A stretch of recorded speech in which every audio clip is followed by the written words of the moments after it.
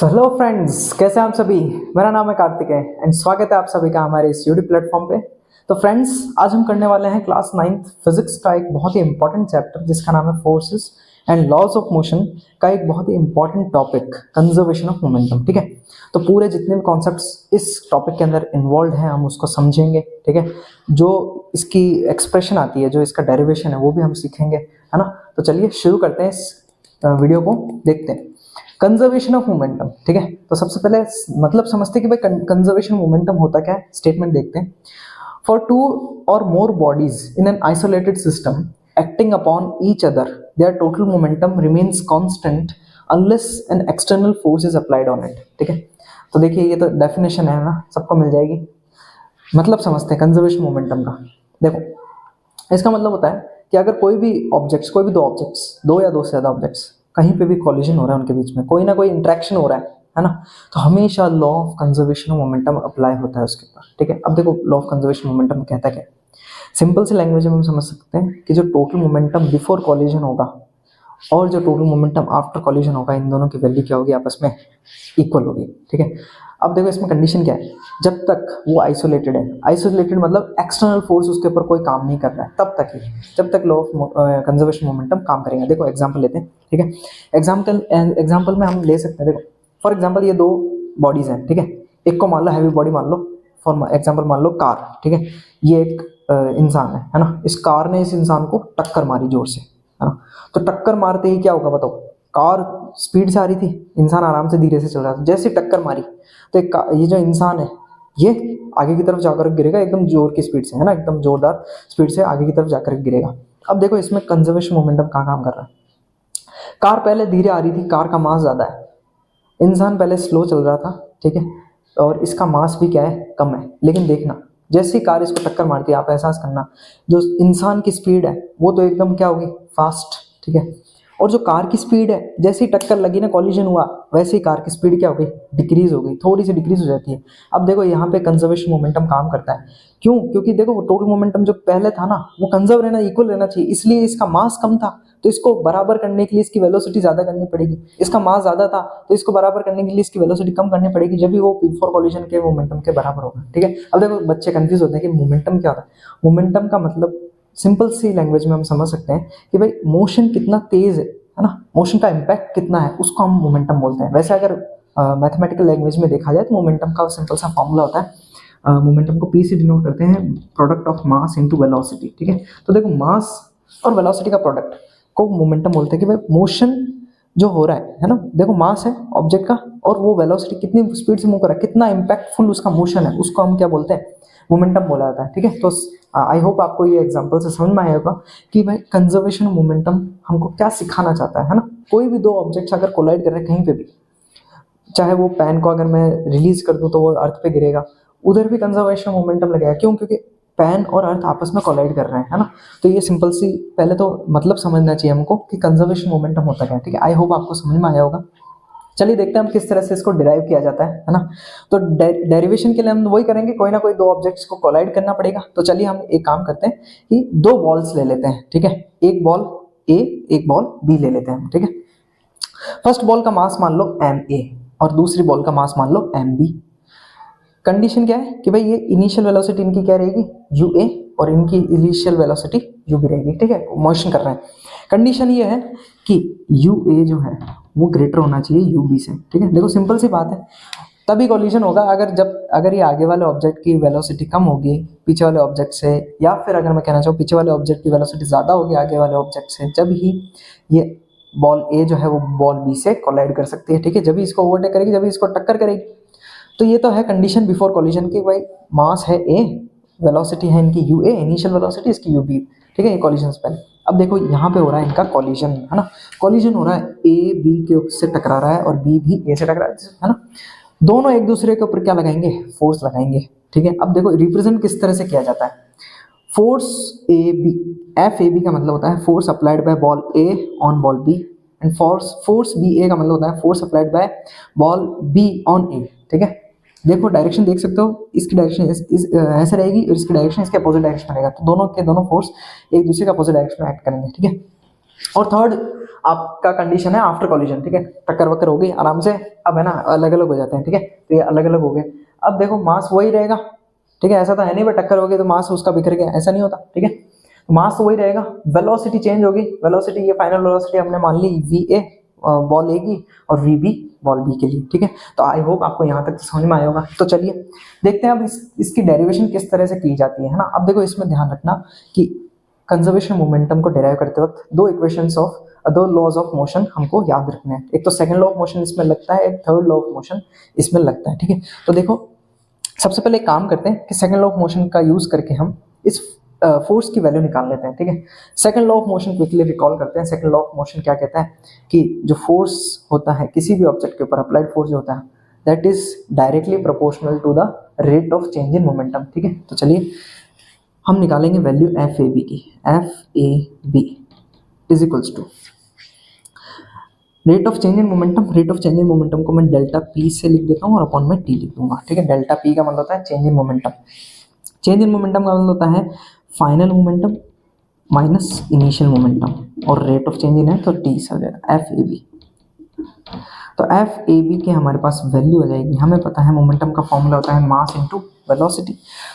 अब किसकी वेलोसिटी लिखनी है, किसका मास लिखना है, ए का, क्योंकि ए लगा रहा है बी के ऊपर, ए का लिखना। चलो मास ऑफ ए तो एम ए, वेलोसिटी ऑफ ए तो फाइनल वेलोसिटी लिखनी है we A, minus initial momentum तो मास तो उतना ही रहना है वी ए, और इनिशियल वेलोसिटी ऑफ ए तो U A upon T.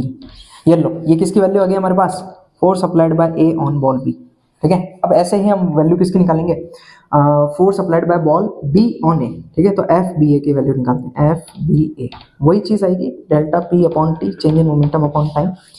F B A is equals to वापस से वही P F minus P I, P F minus P I upon T, ठीक है। पी मतलब मोमेंटम। अब देखो यहाँ पे बॉल बी लगा रहा है तो बी की सारी वैल्यूज रखेंगे, तो एम बी और V B minus M B U B upon T, ठीक है ना। तो देख लो ये फाइनल मोमेंटम हो गया इसका, ये इनिशियल मोमेंटम है ही है, और अपॉन टी आ गया। ये किसकी वैल्यू आ गई हमारे पास, एफ बी ए की वैल्यू आ गई, ठीक है। अब देखो इसका आगे क्या होता है। हाँ जी, तो हमने सेकंड लॉ ऑफ मोशन का यूज करके एफ ए बी और एफ बी ए की वैल्यूज निकाल ली, ठीक है। तो मैंने आपको पहले ही बोला था इसके अंदर दो लॉज लगेंगे। सेकंड लॉ तो हमने लगा ही लिया, थर्ड लॉ की अब बारी आ चुकी है। थर्ड लॉ क्या है, बहुत ही फेमस लॉ है, every action has equal and opposite reactions, ठीक है। तो बॉल ए जो है बी पे भी फोर्स लगाएगा और बॉल बी जो है वो ए पे भी फोर्स लगाएगा। तो मुझे पता है थर्ड लॉ ऑफ मोशन से मैं लिख सकता हूँ कि F A B is equals to F B A, लेकिन ये क्या होगा, नेगेटिव डायरेक्शन के अंदर होगा, ठीक है।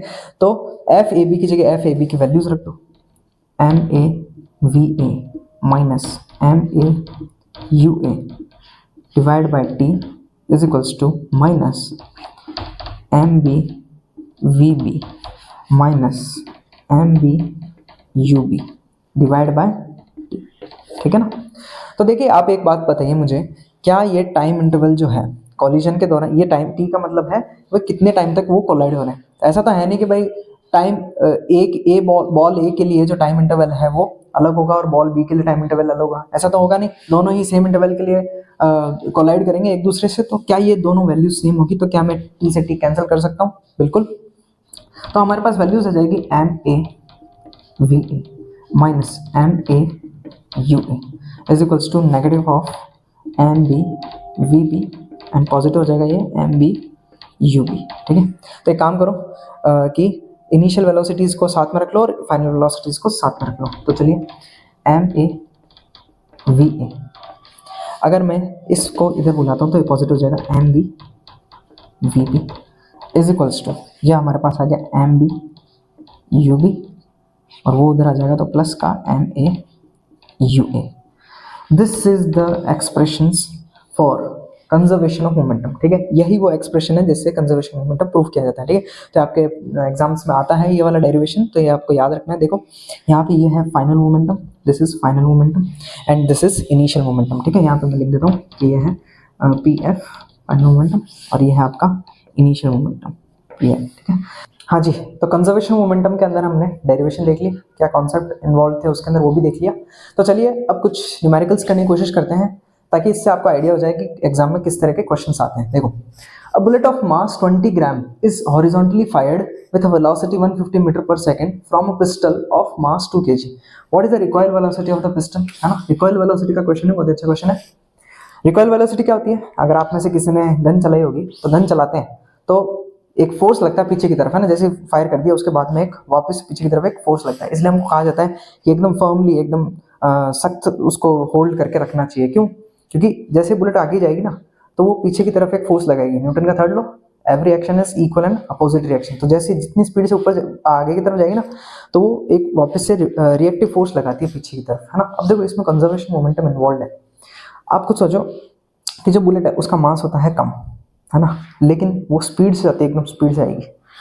पिस्टल है, उसका मास होता है ज़्यादा, तो जो रिकॉइल वेलोसिटी होगी ना, अब आप खुद सोचो, अगर 150 मीटर पर सेकंड की स्पीड से अगर वो पिस्टल पीछे की तरफ आ जाए तो हम तो कहीं बचेंगे ही नहीं, है ना। तो वो जो रिकॉइल वेलोसिटी होती है ना वो होती है कम। क्यों? क्योंकि पिस्टल का मास ज़्यादा, तो पिस्टल का मास ज़्यादा है, उसको बैलेंस करने के लिए उसकी वेलोसिटी होनी चाहिए कम। बुलेट का मास है कम, इसलिए उसकी वेलोसिटी होनी चाहिए ज़्यादा, तब जाकर के वो आपस में बैलेंस होगा, तब जाकर के वो कंजर्वेशन मोमेंटम को फॉलो करेगा, है ना। तो देखो इस तरह से कंजर्वेशन मोमेंटम इन्वॉल्व होता है। तो चलो अब इसको सॉल्व करने की कोशिश करते हैं। मास ऑफ बुलेट को हम मान सकते हैं m1 इज इक्वल्स टू 20 ग्राम, ठीक है। तो आपको पता है कि जो मास होता है वो हमेशा हमको केजी में लेना चाहिए, ठीक है। तो इसको केजी में कन्वर्ट कर लेते हैं, 20 डिवाइड बाय 1000, तो हमारे पास वैल्यू हो जाएगी 0.02 kg। इसी तरह से पिस्टल का जो मास है उसको अपन मान लेते हैं m2 is equals to 2 kg। चलो आप खुद बताइए, जो इनिशियल वेलोसिटी होगी किसकी, बुलेट की, एंड जो पिस्टल की, वो कितनी होगी? 0, है ना। तो u1 is equals to u2 is equals to 0, है ना। इससे पहले आपके लिए एक बार मैं एक्सप्रेशन लिख देता हूँ कि कंजर्वेशन मोमेंटम का एक्सप्रेशन क्या कहता है कि m1 u1 plus m2 u2 is equals to m1 v1 plus m2 v2, ठीक है। तो इनिशियल वेलोसिटीज जो बुलेट की और पिस्टल की इनिशियल वेलोसिटी कितनी होगी? 0 होगी। फाइनल वेलोसिटी हमको किसकी गिवन है? हमको गिवन है फाइनल वेलोसिटी ऑफ बुलेट, ठीक है। देखो fired with a velocity 150 metre per second, तो ये फाइनल वेलोसिटी गिवन है v1 की, है ना। तो मास हमने इसका बुलेट का m1 माना था, तो फाइनल वेलोसिटी गिवन हो जाएगी, कितनी है? 150 मीटर पर सेकंड। v2 हमको फाइंड करनी है recoil velocity of the pistol, है ना। तो ये सारी वैल्यूज यहाँ पे हम पुट करते हैं। चलो m1 की जगह हम पुट करेंगे m1 0.02 इंटू u1 0 है, प्लस m2 कितना है? 2 kg इंटू u2 भी 0 है। वाह। m1 v1, mass of m1 कितना है? 0.02, v1 कितना है? 10150, प्लस m2 कितना है हमारे पास? 2, और v2 तो हमको ऑलरेडी फाइंड करना ही है। चलो ये तो पूरा एक्सप्रेशन 0 हो गया, यहाँ पे कुछ कैलकुलेट करने की 0 मतलब ही नहीं है, ये हो गया 0। 2 इंटू 150 तो कितना आ जाएगा हमारे पास? 15 टू 30, है ना, और एक 0 और लग जाएगा, और उसके बाद में 2 पॉइंट बाद में डेसिमल लग जाएगा, तो 3 आ जाएगा हमारे पास यहाँ पे, प्लस 2v, है ना। अब यहाँ से वैल्यूज फाइंड कर सकते हैं अपन।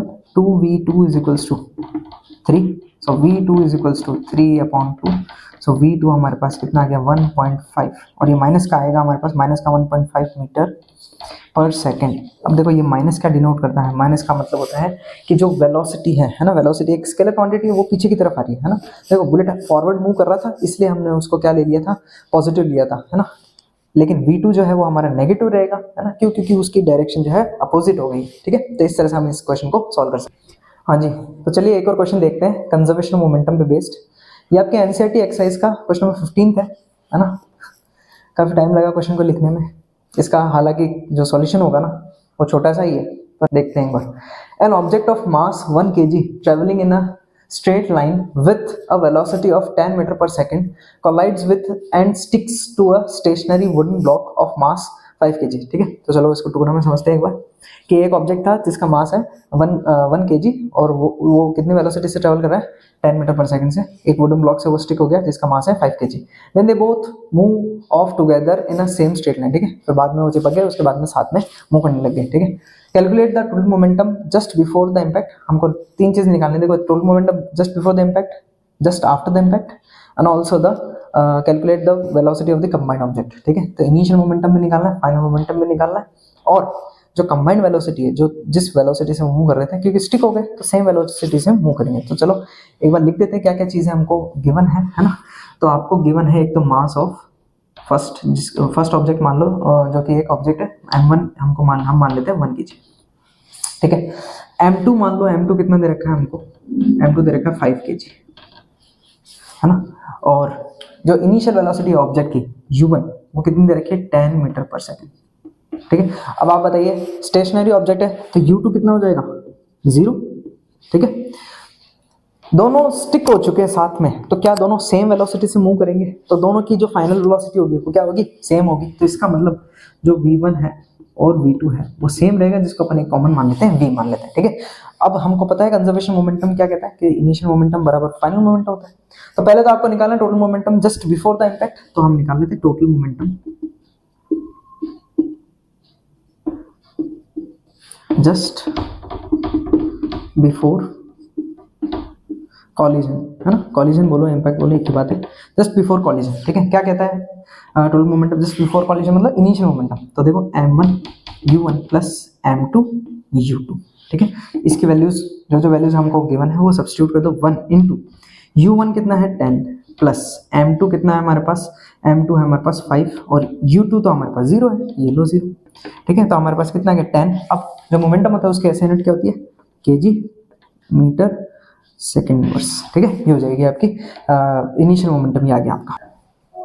तो इनिशियल मोमेंटम आ गया। अब फाइनल मोमेंटम निकाल लेते हैं, टोटल मोमेंटम